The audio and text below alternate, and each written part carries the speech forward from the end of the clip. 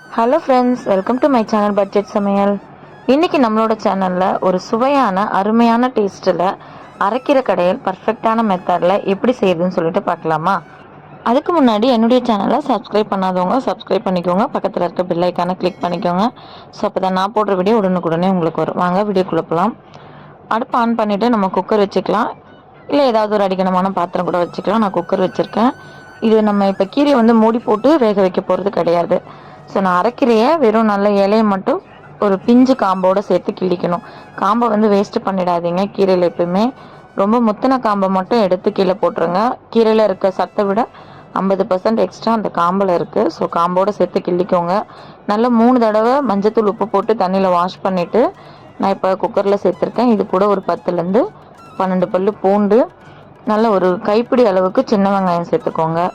சின்ன வெங்காயம் சேர்த்திங்கன்னா சுவை கூடுதலாக இருக்கும். சின்ன வெங்காயம் இல்லைன்ற பட்சத்தில் நீங்கள் பெரிய வெங்காயம் கூட சேர்த்துக்கலாம். இப்போது ஒரு 2லேருந்து 3 பச்சை மிளகா காரத்துக்கு தக்கன சேர்த்துக்கோங்க. 2 பழுத்த தக்காளி சேர்த்துருக்கேன். இதை நம்ம இந்த மாதிரி சின்ன சின்னதாக கட் பண்ணி சேர்த்துக்கலாம். தக்காளியே கொஞ்சம் கம்மியாக சேர்த்துக்கோங்க, ஏன்னா நம்ம இப்போ புளி சேர்த்து தான் கடையில் செய்ய போகிறோம். அரைக்கீரைக்கு புளி சேர்த்து கடையும் போது தான் நல்லாயிருக்கும். பருப்பு சேர்த்து கடையிற கீரை அது பருப்பு கீரை, முளைக்கீரை, சிறுகீரைன்னு சொல்லுவாங்க. ஸோ அதெல்லாம் தான் பருப்பு சேர்த்து கடையிற கீரை. இப்போ இது கூட நான் வந்து அரிசி கழுவின தண்ணி இருக்கு இல்லையா, நம்ம அரிசி ஊற வச்சு களைவோம் இல்லையா, அரிசி களைஞ்ச தண்ணியை இப்போ நான் இதோட சேர்த்துக்கிறேன். அரிசி களைஞ்ச தண்ணி ஏன் சேர்க்குறோம் அப்படின்னு சொன்னால், அந்த தண்ணி சேர்க்கும் போது கீரையோட அந்த டேஸ்ட்டு மாறாமல் அப்படியே கிடைக்கும் நம்மளுக்கு. ஸோ ஒரு 7லேருந்து 8 நிமிஷம் ஆனதுக்கப்புறமா இந்த மாதிரி ஒரு பாதி பதத்துக்கு வெந்து வந்துடும் கீரை. கீரையும் ரொம்ப முழுசாக வேகக்கூடாது, அப்புறம் அதில் இருக்க சத்தெல்லாம் போயிடும். ஸோ நீங்கள் மூடி போட்டு எக்காரணத்தை கொண்டு மூடி போட்டு மட்டும் வேக வச்சிடாதீங்க. கீரை அதோட நிறமே மாறிடும். நம்ம எப்பயுமே கீரை பொரிக்கிறதா இருந்தாலும் சரி, கடையிறதா இருந்தாலும் சரி, மூடி போடாமல் தான் வேக வைக்கணும். இப்போ இந்த கடையிலுக்கு தேவையான அளவுக்கு கல்லுப்பு சேர்த்துக்கிறேன். உப்பு வந்து பார்த்து சேர்த்துக்கோங்க. ஏன் அப்படி சொல்கிறேன் அப்படின்னா, கீரை வந்து உப்பு தாங்காதுன்னு சொல்லுவாங்க. ஸோ நம்ம இப்போ இருக்கிற அந்த தண்ணி அதுக்கேற்ற மாதிரி உப்பு சேர்த்துட்டோம் அப்படின்னா அது நம்மளுக்கு வந்து உப்பு கறிக்க ஆரம்பிச்சிடும். ஸோ அதை விட கம்மியான குவான்டிட்டியில் உப்பு சேர்த்துக்கோங்க. ஒரு 2 நிமிஷம் விட்டதுக்கப்புறமா இந்த மாதிரி தண்ணி ஓரளவுக்கு வற்றி வந்துடும்.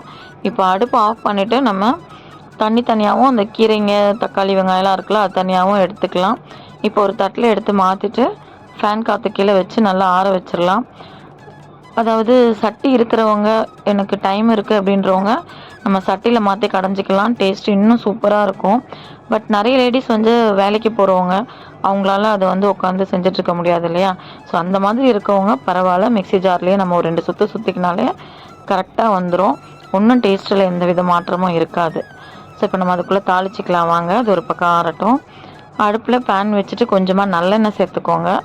நெய் சேர்த்துக்கிறதா இருந்தாலும் சேர்த்துக்கலாம், டேஸ்ட்டு நல்லாயிருக்கும். கொஞ்சமாக கடுகு, கொஞ்சம் சீரகம் சேர்த்து 2ம் பொரிஞ்சு வரட்டும்.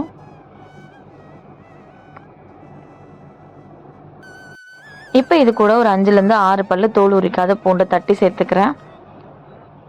இதோட ஒரு 3 இல்லைன்னா 4 அளவுக்கு வரமிளகா கிள்ளி சேர்த்துக்கோங்க. பூண்டு நல்லா நிறமாறி வர அளவுக்கு இந்த மாதிரி வதக்கி எடுத்துக்கலாம். கீரை கடையிலுக்கு இந்த மாதிரி பூண்டு தட்டி சேர்த்துட்டு காஞ்ச மிளகாலாம் சேர்த்து சீரகம் கடுகோடு வதக்கி சேர்க்கும்போது டேஸ்ட் வந்து இன்னும் நல்லாயிருக்கும். கண்டிப்பாக இதே மாதிரி செய்து ட்ரை பண்ணி பாருங்கள்.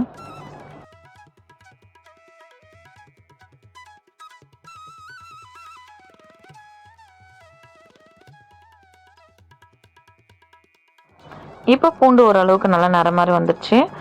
இதை நம்ம அடுப்பு ஆஃப் பண்ணிவிட்டு ஓரம் வச்சிடலாம்.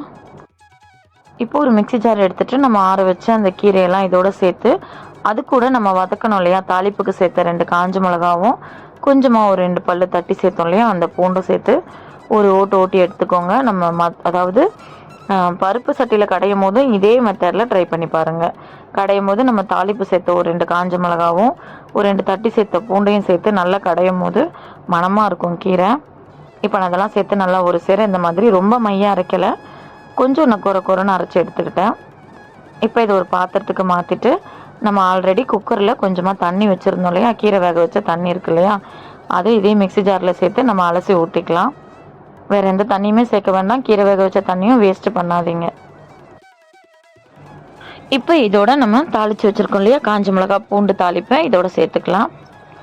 நீங்கள் இதே மாதிரி கண்டிப்பாக செய்து ட்ரை பண்ணி பாருங்கள். கீரை கடையில் நல்ல ருசியாகவும் டேஸ்ட்டாகவும் அருமையாக இருக்கும். பசங்க சாப்பிடாதவங்க கூட கண்டிப்பாக சாப்பிடுவாங்க.